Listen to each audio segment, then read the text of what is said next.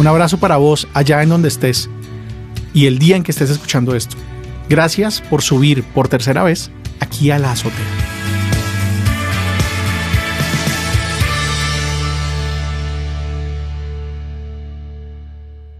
Repetir una y otra vez que ser iglesia no es cumplir con ritos o con rezos. Seguirá siendo necesario mientras para tantas personas en el mundo y en el catolicismo la iglesia sea sinónimo de esta institución vertical y prepotente, masculina y pretenciosa que se reúne en torno a joyas y ropajes, a eminencias y excelencias, para tantas y tantas veces decir cosas insípidas que Jesús jamás diría y por las que nunca le habrían puesto precio a su cabeza. ¿Quién se preocupa seriamente por lo que diga un monseñor sobre cualquier cosa? Nadie. Pero no siempre fue así. Porque ser iglesia ha sido algo muy distinto a matricularse en una religión. Ha sido jugarse la vida por una amistad. Ha sido perderlo todo para hacerse a unos hermanos. Ha sido gritar «hay más» ante todos los relatos que dijeron, conformes, que esto era todo lo que había. Esta distancia entre los seres humanos, esta crueldad de quienes les oprimen, esta resignación a que los sueños sean compras. Ser iglesia ha sido andar por la vida intentando ser inmune a esa mentira. De las barcas junto al lago en la insignificante Galilea a las mujeres que en la querida Amazonía hacen presente a Cristo sin quedarse esperando al cura. De las hogueras y las cuevas del cruel imperio y sus césares a las periferias y los hospitales de campaña de la globalización y la posmodernidad. La iglesia siempre será lo que has vivido tú. Cada vez que en tu pecho ha sido encendido el fuego, cada vez que en tu tiempo hubo un espacio para hacerte prójimo, cada vez que entraste a tu cuarto, cerraste la puerta y encontraste a Dios en lo secreto. Somos el fuego, somos el cuerpo, somos la iglesia y es nuestra la historia. ¿La contamos? Episodio 20. Carisma y poder. El personaje de Larry David en la serie Curb Your Enthusiasm, en la que no se sabe muy bien qué tanto actúa y qué tanto es él como es. Larry David es uno de estos genios de la televisión norteamericana, una de las mentes detrás de la famosísima Seinfeld. Y en la serie esta en la que hace un poco como de él mismo con sus amigos y él es un hombre muy particular, tiene un rasgo muy particular, tiene muchos rasgos muy particulares, es básicamente un demente, pero tiene un rasgo muy particular que a mí me resulta muy gracioso, y es que tiene como esta idea de que las cosas que él prefiere, las cosas que le gustan, la manera como hace o le gustan ciertas cosas, la forma como entiende ciertas vainas de la vida, deberían ser la forma como las hace todo el mundo. Debería ser como una especie de norma. Entonces, si el tipo prefiere antes de almorzar tomarse un vaso de agua y luego comerse primero la ensalada y luego terminar con la bebida, más o menos cree que así debería comer todo el planeta y que está loco el que no coma así y que no tiene ningún sentido y ninguna racionalidad la gente esa bárbara que come de otra manera. Hay miles de ejemplos en los capítulos de la serie en las que es como si eso que ha entendido que es su forma de vivir tendría que convertirse en una regla para todos. Esa es una de las, digamos, como de las metas que, para decirlo de una manera muy sencilla, que uno de los grandes filósofos de la ética ha propuesto como oiga, intente vivir de tal manera que su forma de vida se convirtiera en una regla para todo el mundo. Pero eso como un ideal ético, como algo a lo que apuntar hacia adelante, no como algo de lo que haya que convencerse. ¿Por qué les estoy diciendo esto para empezar este episodio número 20? Porque estoy seguro que todos ustedes conocen, como yo, algunas de estas personas particularmente religiosas, particularmente rígidas frente a su manera de vivir la religión, que están absolutamente convencidas de que sus creencias, su forma de interpretar su fe, su forma de entender y de decir, de comunicar, de enunciar qué es eso en lo que creen, tendría que convertirse en una regla para todo el mundo. Y eso lo hemos conocido. O sea, hemos conocido gente que que quiere interferir en la legislación para que ciertas cosas pasen de acuerdo con los principios católicos o de acuerdo con los principios cristianos, o que si tal cosa que pasa con la educación de los niños y de las niñas tendría que suceder de esta X, Y o Z manera para que responda con los valores de siempre del cristianismo y esta necesidad muy a lo Larry David de que mi manera de hacer las cosas, mi manera de entenderlas o nuestra manera en nuestro grupito, en nuestro combo, tendría que volverse una regla para todo el mundo. No importa si esa otra gente lo hace de otra manera, lo vive de otra manera, le gusta de otra manera, lo entiende de otra manera, no importa. Porque como yo tengo esta particularidad en la que mi visión es más sabia, más chévere, más inteligente, más profunda, más santa, pues entonces todo el mundo debería vivir como yo les digo. Básicamente eso.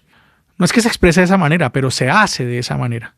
Y estoy seguro que muchos hemos conocido a lo largo de nuestra vida, sobre todo las personas que hemos tenido pues algún tipo de permanencia en el catolicismo y que nos hemos rodeado de alguna forma de cristianismo o de catolicismo, pues hemos conocido a esta gente que no necesariamente se toma todas y cada una de las palabras del Evangelio o de la Biblia en serio, pero que las que escogió para fastidiar al resto del planeta, intentan que todo el resto del planeta se las tome absolutamente en serio, o a las buenas o a las malas. Y esto es pura y física nostalgia. Esta es la gran melancolía del cristianismo. El catolicismo es como una persona que enviudó y que jamás pudo superar ese pasado. Y no estoy hablando de viudez, de que hayan condenado a muerte a Jesús y lo hayan crucificado. No. Estoy hablando de esa gran melancolía de una época en la que se lo habrán oído ustedes a muchos curas y se lo habrán oído mucha gente y algunos historiadores católicos y toda esta gente que anda metida en la pataleta cultural, la cristiandad como la gran época en que la iglesia gobernaba los estados y los valores cristianos regían la vida de todos. Muchos siglos en la historia de la civilización que llamamos occidental fueron literalmente eso. Fueron literalmente un gran dominio hecho por instituciones religiosas, principalmente por el catolicismo, principalmente por el papado romano, al que muchos de nosotros aún pertenecemos con todas las variaciones y todas las evoluciones y todas las transformaciones que ha tenido hasta nuestros días, que tenemos al Papa León XIV. Pero esas instituciones en otros momentos de la historia, y estamos hablando de siglo XIV, siglo XV, siglo XVI, un poco también antes, siglo X, siglo XI, un poco también después, en algunos lugares, y es la famosísima cristiandad. La iglesia era la ley. La iglesia monárquica dirigía las monarquías.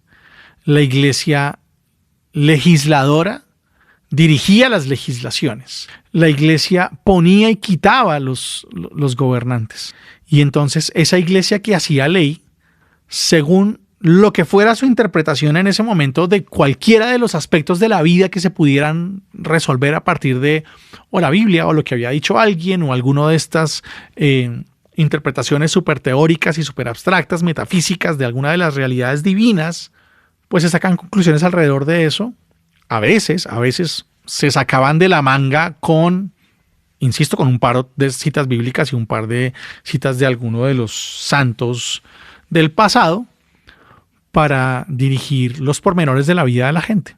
Pero no solamente a nivel de conciencias, no solamente a nivel de que alguien dijera un sermón y entonces intentara, generar arrepentimiento en las personas o generarle sentimiento de culpa o orientarlas por dónde tenían que vivir o sutilmente manipular hacia dónde tendrían que dirigirse sus intenciones, su corazón, sus decisiones, sus aficiones, sus afectos políticos. No, estamos hablando literalmente de tener concentrado el poder territorial, el poder político, el poder económico, el poder legislativo de una enorme cantidad de territorios.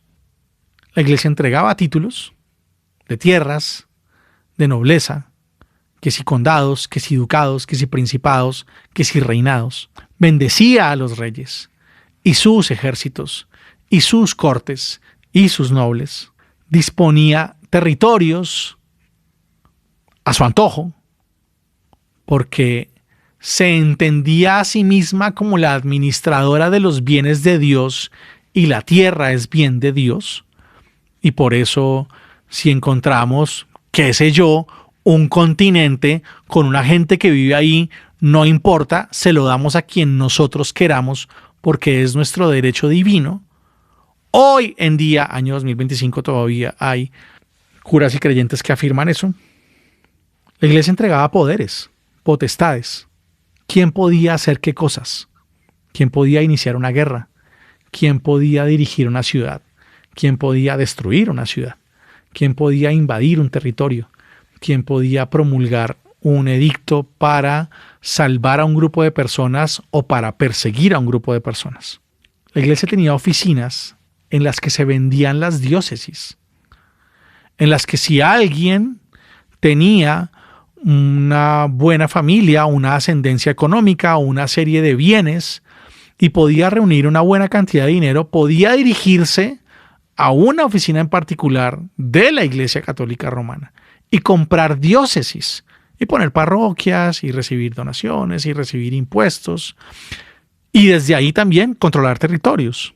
Y la Iglesia decidía cuáles eran las cortes, decidía quiénes eran los nobles, decidía quiénes formaban las castas de los distintos territorios de los hoy en día llamados estados occidentales, lo que es Europa, un poquitito del norte de África, la parte del Asia más occidental, y hoy el a veces bochornoso espectáculo al que acudimos cuando nos encontramos con estos grandes melancólicos de la cristiandad es una viudez de poder, es una viudez de esa manera de querer gobernarlo todo, controlarlo todo, dirigirlo todo, que hace que no les quepa en la cabeza que ya en la vida no sea así.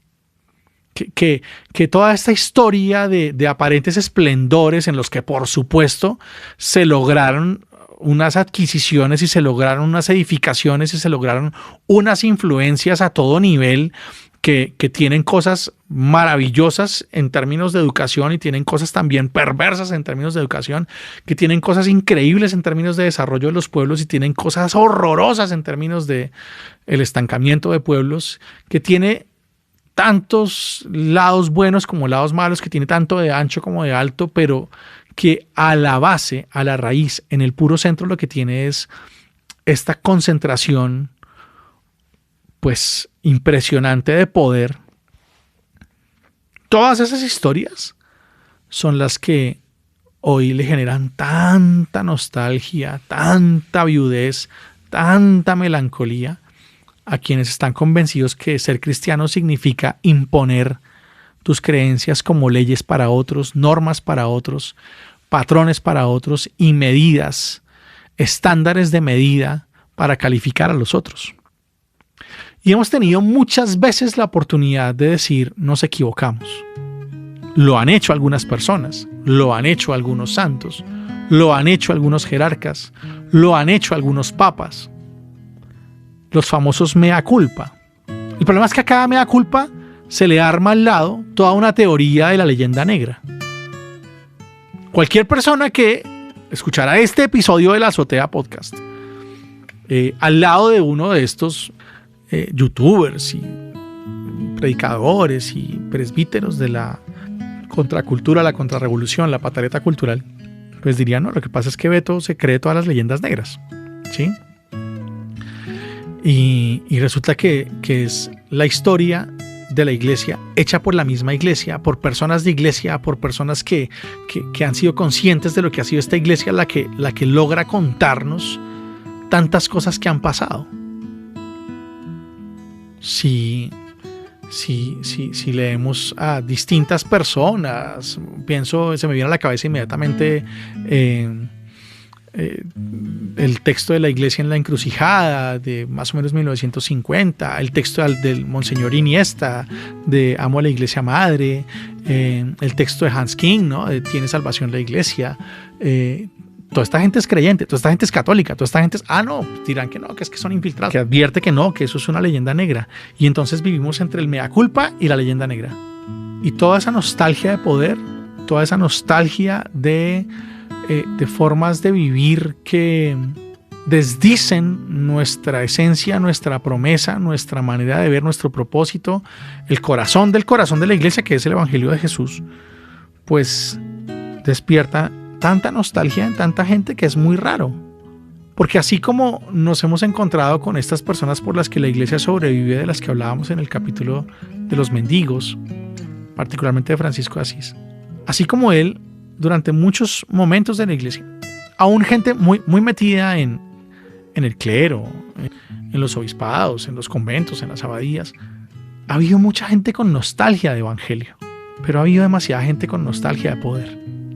Y entonces esa ambivalencia entre la espiritualidad y la codicia, esa ambivalencia entre el querer tomarse a las páginas del evangelio como la gran inspiración, el gran derrotero y el gran ejemplo de nuestra vida, y por el otro lado esta prepotencia, este creer que sabemos más y que lo sabemos todo, pues ha hecho que se parta mucho, que se fragmente completamente lo que tendría que haber sido una comunidad de hermanos y de hermanas.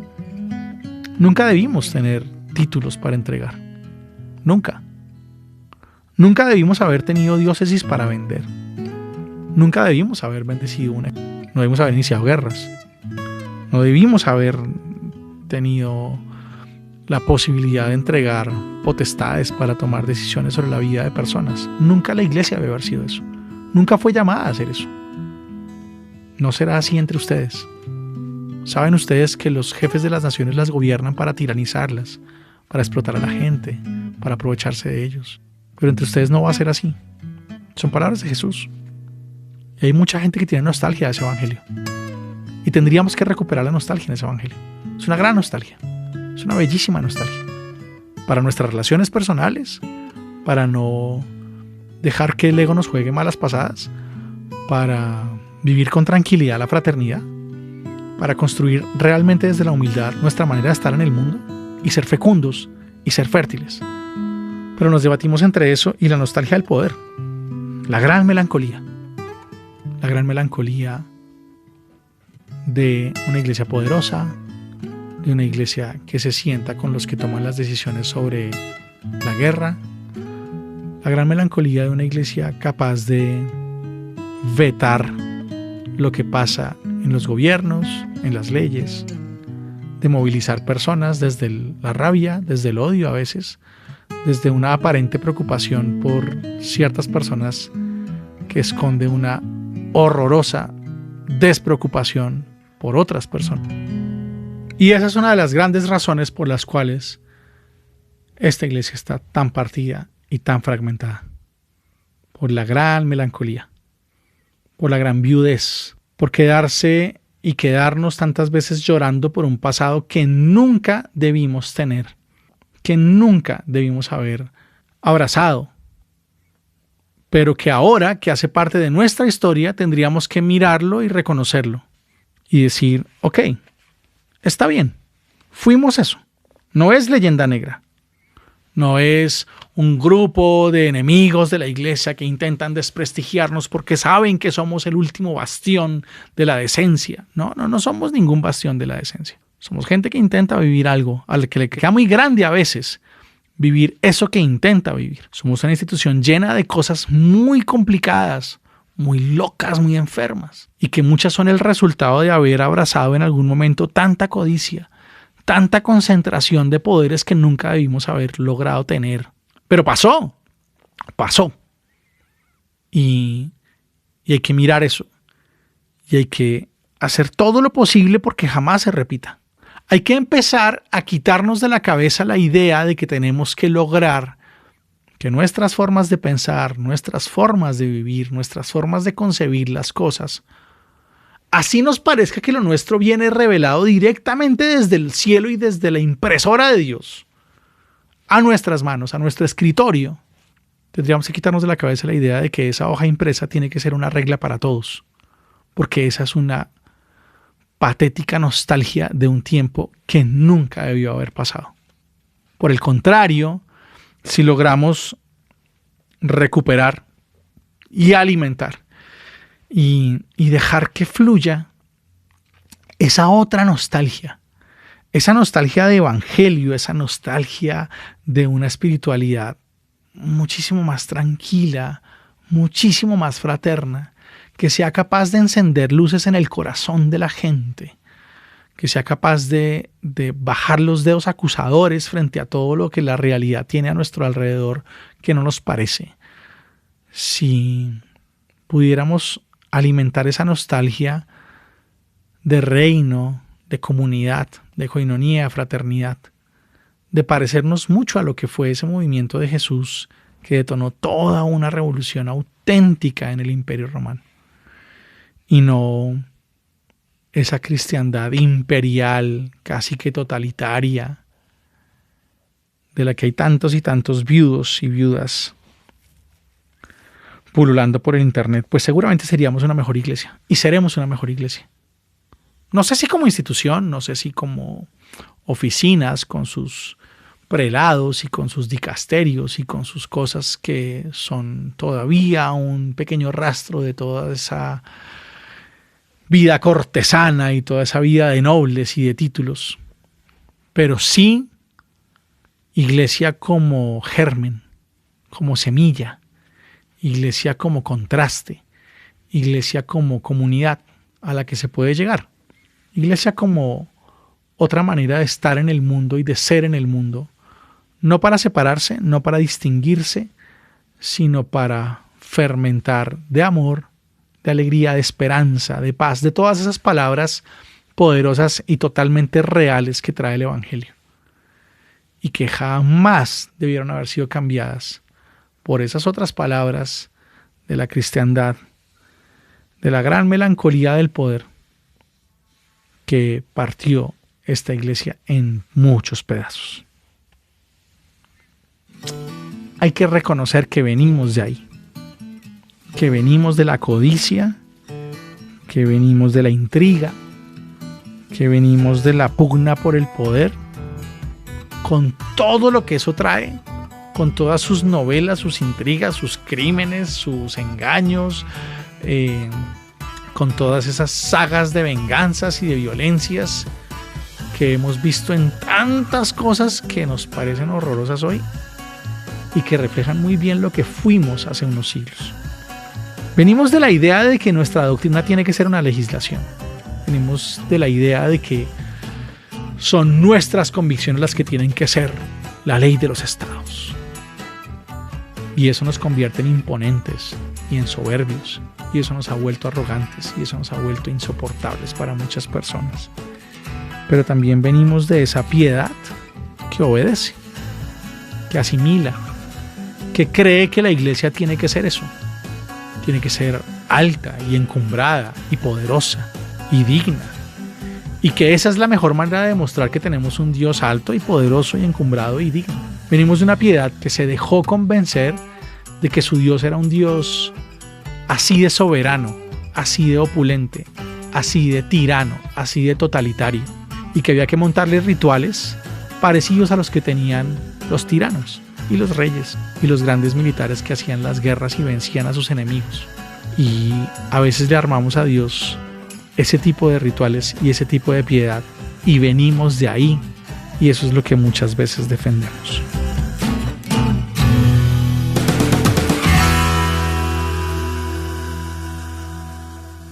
Y ahora va un salmito mío. Sé que nos perdonas, que tu piedad no es solo indulgencia, ni una actitud de hacer como si nada frente a lo que alcanzamos a dañar o a quienes hemos herido. Sé que tu perdón no es pasar por alto alguna ofensa, sino darte a la tarea de curarnos, de arrancarnos del alma las raíces del egoísmo y acercarnos allí, a donde podemos hacer algún bien. Hasta ahí lo sé. Lo que te confieso no sé, y quizá no necesite entenderlo del todo, pero sí vivirlo del todo, es cómo al perdonarnos por haber sido y en algunas cosas seguir siendo esta iglesia altiva y pretenciosa, confundida entre edificios glamurosos e inhabitables, tan convencida de que lo suyo es la verdad y que todos afuera respiran el error, nos arrancas también del centro mismo de la iglesia las raíces de tanta insensatez. ¿Cómo, Señor? Amén.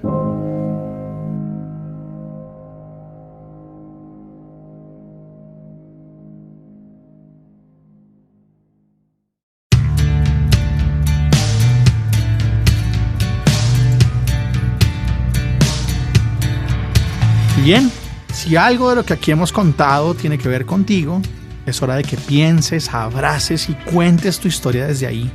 No olvides de dónde vienes. Benditos los oídos que escuchan y las manos que comparten.